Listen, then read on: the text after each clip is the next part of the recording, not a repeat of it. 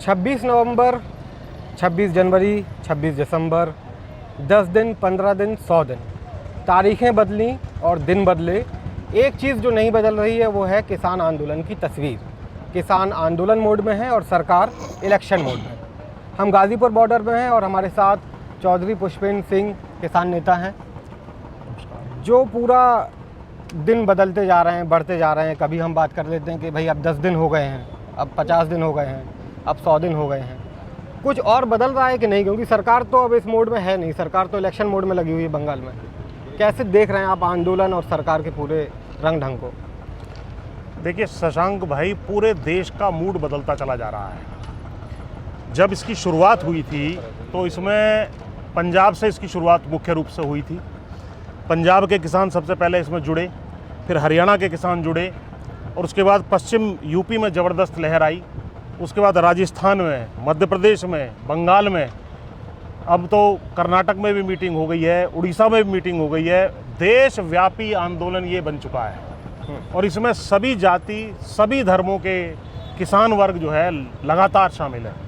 इसके बाद अगला जो चरण है उसमें इसमें पैरामिलिट्री फोर्सेस के हमारे भाई, जिनकी पेंशन काट दी गई है, ये बैठे हैं, ये भाई हमारे बैठे हैं, ये यहाँ पर शामिल हो गए हैं। बेरोज़गारी जो इतनी बढ़ी हुई है इस वक्त देश में, जो 2 करोड़ रोज़गार देने की बात इन्होंने कही थी और जो वायदा पूरा नहीं किया, दर दर की ठोकरें आज की तारीख में हमारा युवा खा रहा है इस देश में, बेरोज़गार घूम रहा है, वो इसमें शामिल है।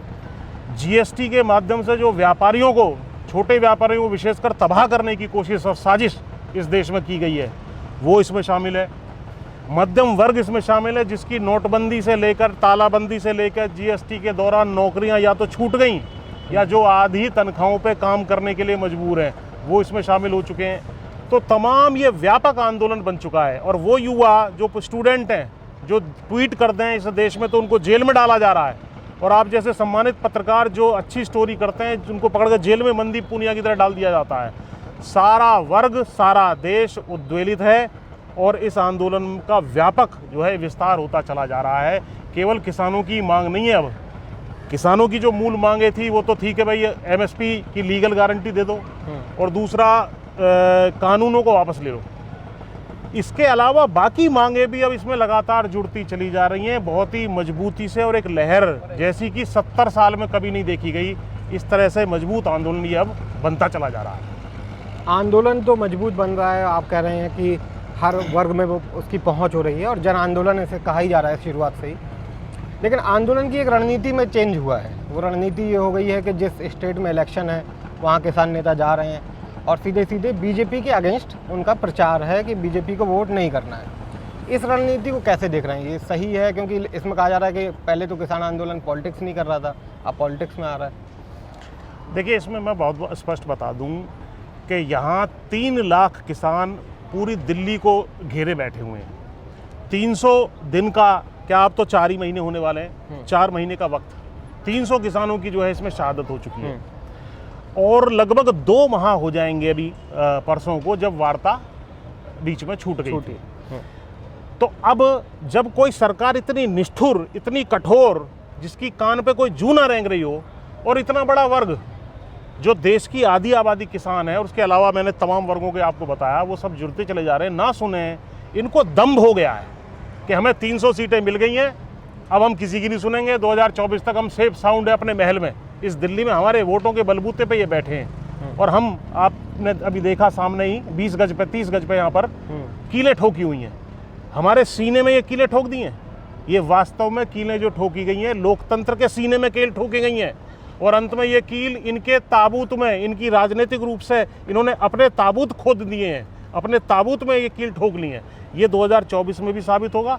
तो जब हमारे आवेदन, प्रतिवेदन, निवेदन, आंदोलन, इस पर कोई सुनवाई ना हो, तो लोकतंत्र में हमारे पास, जो बाबा साहब अम्बेडकर जी ने कहा है कि आपके पास अंतिम और सबसे बड़ा ब्रह्मास्त्र जो है वो वोट है, तो वोट के बलबूते पर इन्हें दम हो गया है, सीटें मिल गई हैं, ये हमारे ऊपर शासन कर रहे हैं, तो वोट के बलबूते पर इनको जो है धरती में गिराने का काम हम कर सकते हैं। ये ताकत जनता के पास है और अंतिम हथियार है। इसलिए अब हमने रणनीति ये बनाई कि जहाँ जहाँ अब से लेके 20-25 राज्यों में चुनाव 2024 के बीच में होने हैं, तमाम राज्यों में किसान भाई, मजदूर भाई, व्यापारी भाई, बेरोजगार, इनके खिलाफ वोट करके इनको असली लोकतंत्र की ताकत का एहसास कराएंगे, तभी इनकी अकल ठीक होगी। क्योंकि ये मानते हैं कि वोट लो, सीट बढ़ाओ जो है, और सीट बढ़ा करके गद्दी पे कब्जा कर लो। हमने इसको उल्टा कर दिया, इनकी वोट घटाओ, इनकी सीट घटाओ, इनकी गद्दी छीनो। अब ये बिल मिलाए हुए, तिल मिलाए हुए घूम रहे हैं। अब इन्हें समझ में नहीं आ रहा क्या है। अब कह रहे हैं राजनीतिक हो गया है आंदोलन। अरे राजनीतिक नहीं हुआ, ये राष्ट्रनीति है। ये राजनीति नहीं, राष्ट्रनीति है। यदि आपको हमारे बलबूते पे आप वहाँ बैठे हैं, हमारे खिलाफ अगर आप काम करेंगे, तमाम किसानों, अन्य वर्गों के खिलाफ आप काम करेंगे, तो हमारा कर्तव्य है कि आपकी टांग पकड़ के नीचे खींच दिया जाए। इसमें क्या आपत्ति है? ये राष्ट्रनीति है। राष्ट्र के विरुद्ध किसी भी व्यक्ति को जाने नहीं दिया जाएगा। एक बैल की दाएं इस देश में चल रही है, ये हम बिल्कुल भी बर्दाश्त करने वाले अब नहीं है। इस एक बैल को सीधा करने का काम हम कर देंगे। आप कह रहे हो कि वोट का हथियार आप लोग चलाओगे, लेकिन आपकी जो अभी लड़ाई है वो तो स्टेट गवर्नमेंट के खिलाफ नहीं है, वो सेंटर के खिलाफ है सीधे सीधे। तो ये मौका तो 2024 से पहले आने वाला नहीं है अभी। उसके बीच में क्या यही इसी तरह से आंदोलन करेंगे या कोई और रणनीति है? देखो, आंदोलन कंटिन्यूसली चलेगा। लाखों लाख जो है लोगों की रैलियां अलग अलग राज्यों में, जो मैंने आपको बताया, वहाँ हो रही हैं। जन जागरण का काम चल रहा है। उसके अलावा जहाँ जहाँ भी चुनाव आते जाएंगे, इनके खिलाफ वोट करेंगे, क्योंकि इनको ये लगता है कि हम राज्यों में जीत रहे हैं। मैंने तो इनको यहाँ तक चैलेंज किया है, अगर तुम्हारे अंदर हिम्मत है और तो तुम जो कहते हो कि हम जो है वन नेशन वन इलेक्शन के बहुत बड़े हिमायती हैं, करा लो। नरेंद्र मोदी जी, चैलेंज है आपको, आज इलेक्शन करा लो, सारे देश में इलेक्शन कराइए, एक साथ इलेक्शन कराइए, सारे राज्यों में, सारे देश में लोकसभा और इसका जो है राज्यों का इलेक्शन एक साथ करा दीजिए। आपको अपनी हैसियत और औकात का पता लग जाएगा, कितने गुस्से में जनता इस वक्त है। तो वोट की चोट से इनका संहार करने जा रहे हैं। रामचंद्र जी, जिसका ये नाम लेते हैं, जब वो रावण को मारने गए थे और उनका संहार नहीं कर पाए थे, सभी अस्त्र बेकार हो गए थे, तो उनको बताया गया था नाभि में मारो, इनकी नाभि वोट है। और ये मैं बता रहा हूँ आपको, ये दम्भ जो है इस देश में किसी का भी नहीं ठहरा, ना रावण का ठहरा। इनसे बड़े बड़े नेता हुए हैं, उनको सबको धरती पे लाने का काम जनता ने किया है। असली ताकत हमारी है, वोट के चोट से इनका संहार करने पर जनता जा रही है। हम देख रहे हैं कि एक और चीज़ लगातार हो रही है कि गांव-गांव में, इलाकों में जो खासतौर से बीजेपी के नेता या मंत्री या विधायक, सांसद जो जा रहे हैं, चाहे वो कृषि कानूनों का वो लेके जा रहे हो, उसका प्रचार करने जा रहे हो, किसी और बात को लेकर, तो उनका विरोध किया जा रहा है। गांव-गांव के बाहर कई जगह पोस्टर लग गए हैं कि बीजेपी के नेता और मंत्री यहाँ ना आए। ये किस तरह का तरीका है? देखिए, आदमी जो जनता का चुना हुआ प्रतिनिधि होता है, यदि वो जनता में ना जा पाए तो उसकी ताकत 1/10 भी नहीं बचती। उसको शादी ब्याहों के, तीज त्योहारों के, 13वीं के तक में उसको न्योता ना जाए तो वो सोचता है भैया मैं घर में बैठा बैठा क्या करूं, मेरी तो स्थिति गंभीर होती चली जा रही है। जो वोटर हैं उनके बीच में यदि वो नहीं जाता, जहां जाते हैं उसके मुर्दाबाद के नारे लग रहे हैं, उनके खिलाफ नारेबाजी की जा रही है, तो इससे इनका मनोबल टूट जाएगा, ये घुटनों पे आ जाएंगे। ये जाकर के अपने आकाओं को जो दिल्ली बैठे हैं उनको बताते हैं, अरे हमारा तो बहिष्कार हो रहा है। और हम तो यहाँ तक कह रहे हैं कि भाई तुम 300 सांसद जो बैठे हो, हमने तो तुम्हें 300 सांसद बना दिया, हमारे हाथ तो 2024 तक कट गए, लेकिन तुम्हारे सांसदों तुम्हारे हाथ नहीं कटे, तुम्हारी जमानत जब्त होने वाली है, तुम्हारे खिलाफ बोर्ड लग गए। अरे जब इतनी दुर्दशा तुम्हारी हो रही है, अगली बार तुम्हारी 24 में जो है जमानत जब्त हो जाएगी। इससे अच्छा ये है, मेरी सलाह मान लो, इस बैल को ही हटा दो। ये एक बैल की दाएं जो कर रहा है, अभी उत्तराखंड का सीएम हटाया था। इसी तरीके से 300 में से 150 155 इकट्ठे हो जाओ, और ये 56 इंची है तो 156 इकट्ठे हो जाओ और इसको हटा दो, तत्काल इसे हटाने का काम कर दो। और मैं पूरे देश की जनता से भी कहना चाहता हूँ, अरे 7 साल हो गए तुम्हें इंतजार करते करते कि इस पे आम का फल लगेगा। अरे बबूल का पेड़ है मेरे भाई, ये इस पे कांटे के अलावा और कुछ लग ही नहीं सकता, इस पर केवल कांटे लगेंगे, कांटे लग रहे हैं। जो इसके पास जाता है तुरंत उसके कांटे चुभ जाते हैं। व्यापारी को कांटा चुभ गया, और पैरामिलिट्री फोर्सेस के जवान बैठे हैं उनको कांटा चुभ गया। और आगे हमने ये भी सुना है कि आगे मिलिट्री, जो मेन मिलिट्री फोर्स है, उसकी भी हो सकता है पेंशन काट दें। PSUs आप देख रहे हो, तमाम बैंकों को, LIC को, रेलवे को, हवाई जहाज़ों को, तमाम चीज़ों को बेचने का काम कर रहा है। सारे चीज़ों को बेचने का ये काम कर देगा। जाग जाओ, इसको हटा दो। इसने देखो अब दाढ़ी इसने बढ़ा ली है, दाढ़ी इसने बढ़ा ली है, और गुफा में ये जाकर के वहाँ बैठे थे, आपको पता होगा केदारनाथ में, तो गाड़ी बढ़ा लिए, इसका झोला और ढूंढ लाओ। अरे इसका झोला ढूंढ लाओ, इसको झोला थमा दो, इसको जो है गुफा में जाने दो, अपना दूसरा प्रधानमंत्री चुन लो, 155-56 इकट्ठे हो जाओ। अरे किसी नितिन गडकरी को ले आओ, किसी राजनाथ सिंह को ले आओ, और किसी तीसरे को, जो तुम्हें पसंद हो उसको ले आओ। इससे अच्छे रहेंगे सारे के सारे, मैं आपको बता रहा हूँ। वो आएंगे, किसानों की बात भी मानेंगे, मजदूरों की बात मानेंगे, व्यापारियों की बात मानेंगे, पैरामिलिट्री फोर्सेस और तमाम हमारे जो सरकारी कर्मचारी जिनकी डीए पेंशन फ्रीज कर दी गई है, उसको जो है वो उनकी बात भी मानेंगे। तो इसको बदल दो, नहीं तो ये देश का के हाथ में झोला थमा देगा। देश के इतने बुरे हालात इसने कर दिए। हाँ, अभी कुछ दिन पहले आगरा की तरफ गए थे आलू किसानों पर स्टोरी करने के, उनके क्या हालात हैं। तो पूरे यमुना एक्सप्रेस वे में लगभग हर टोल के पहले हमने देखा बड़े बड़े बैनर लगे हुए हैं, उसमें पीएम मोदी और सीएम योगी जी की तस्वीर है। उसमें उनका दावा है कि इतने करोड़ गन्ना किसानों का पेमेंट कर दिया, इतना क्विंटल लाख गेहूं खरीद लिया, इतना धान खरीद कर ली। तो सरकार अगर एक तरीके से अगर कर रही है, जैसे गन्ना पेमेंट कई दिनों से मुद्दा था, अगर वो कह रही है कि उसने गन्ने का पेमेंट करवाया है, तो इंतज़ार क्यों ना कर लिया जाए थोड़ा सा, कि हो सकता है बेहतर हो जाए। अरे भाई, अभी तो बताया मैंने, 7 साल से सारे देश की जनता अच्छे दिनों का इंतजार कर रही है। 7 साल से इंतजार कर रही है कि फल लगेगा, सब लोग फल खाएंगे। अरे बबूल का पेड़ बो दिया तो तुम्हें आम कहाँ से मिल जाएगा? गन्ना पेमेंट की आप बात कर रहे हो, ये गन्ना किसान ही बैठे हैं ज़्यादातर, ये बता देंगे। सबका पिछले साल तक का बकाया है, अभी 15,000 करोड़ रुपए से ज़्यादा का इस साल का बकाया है। और गन्ने का रेट इनके 7 साल के शासन में, 4 साल इस बार के और 3 साल 99 से 2002 के, जब भी 10 रुपये बढ़ाए थे इन्होंने, अब भी 10 रुपये बढ़ाए इन्होंने मात्र। अरे क्या कर रहे हो तुम? जब तुम शासन में थे तब तुम कहते थे 450 का रेट देंगे, अब तुम्हारी कहाँ चली गई बात? अब तुम क्यों जो है तुमने 10 रुपये भी नहीं बढ़ाए, इस बार भी गन्ने का रेट नहीं बढ़ाया। और डीजल पेट्रोल आप देख ही रहे हैं, हम दो हमारे दो, या तो 2 बड़े व्यापारी रहेंगे, और डीजल 90 पेट्रोल 100 इनका नारा हो गया है। और जब ये पहले $120 पे आता था कच्चा तेल और मनमोहन सरकार में 60 रुपये में बिकता था, तो ये चूड़ियाँ फेंकते थे। इनको पता ही नहीं है कैसे शासन चलाना है।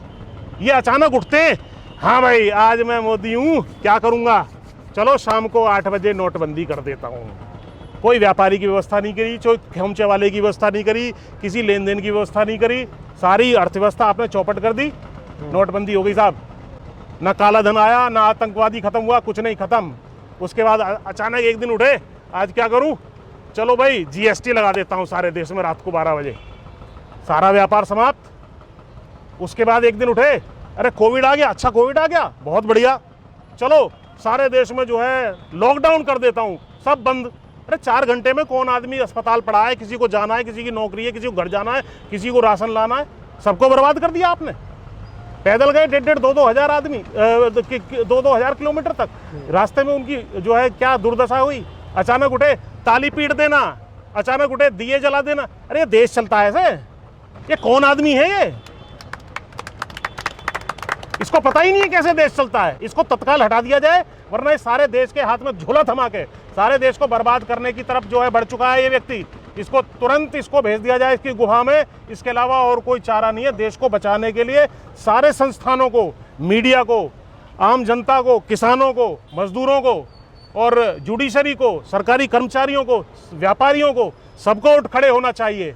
अरे ये देश से बड़ा नहीं है, ये कोई भगवान नहीं है, ये कोई महामानव नहीं है, ये भी हमारी आपकी तरह हार्ड मास का पुतला है। हमें और इसमें क्या अंतर है? इसके पास 300 सांसदों का समर्थन प्राप्त है।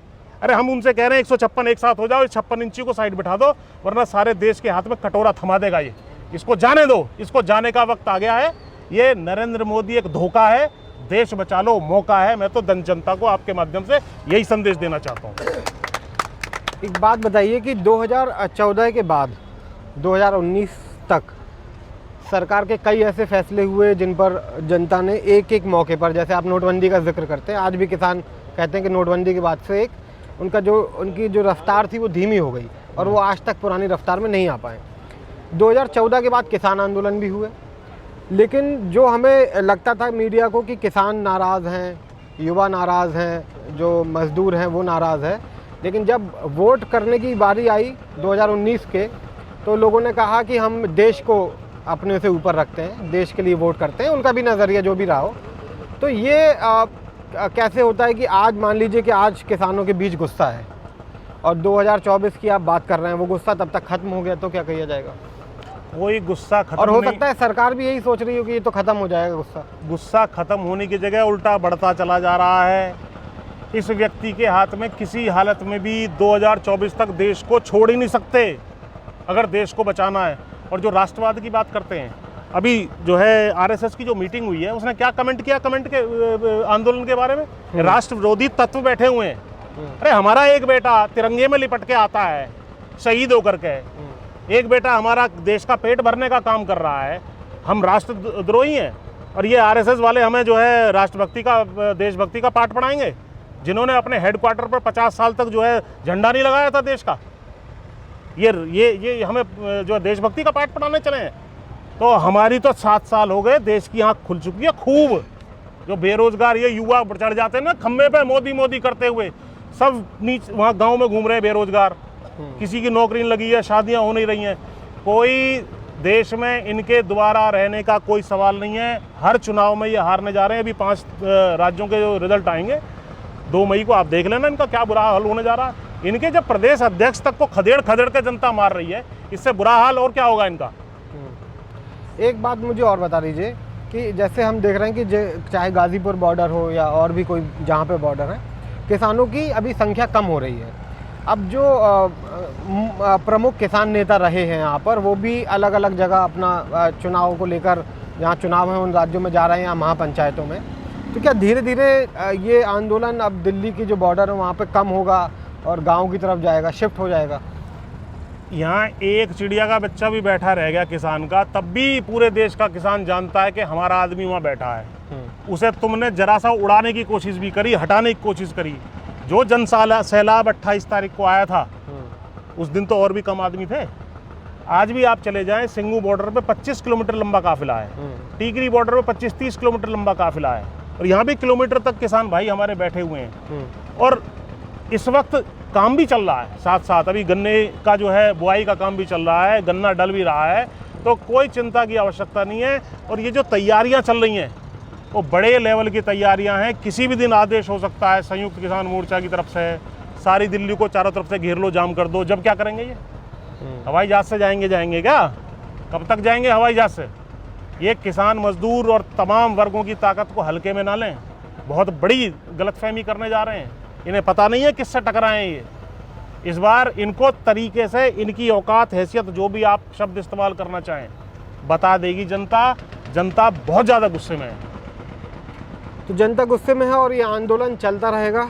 और जो भी रणनीति किसान आंदोलन की बढ़ रही है या बदल रही है, तमाम जो किसान नेता हैं, किसान संयुक्त मोर्चा है, वो अलग अलग वक्त पे अपनी अपनी रणनीति बदल रहे हैं। लेकिन हकीकत फ़िलहाल इतनी है कि जब हम ये बातचीत कर रहे हैं और जब ये बातचीत आप देख रहे हैं, तो 1 दिन का इजाफा और हो गया इस आंकड़े में।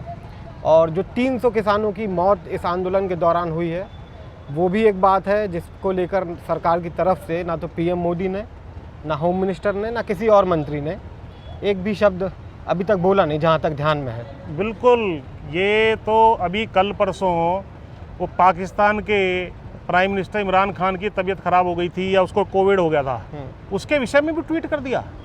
कितना निर्दयी, क्रूर, असंवेदनशील सरकार और व्यक्ति ये बैठा हुआ है गद्दी पर।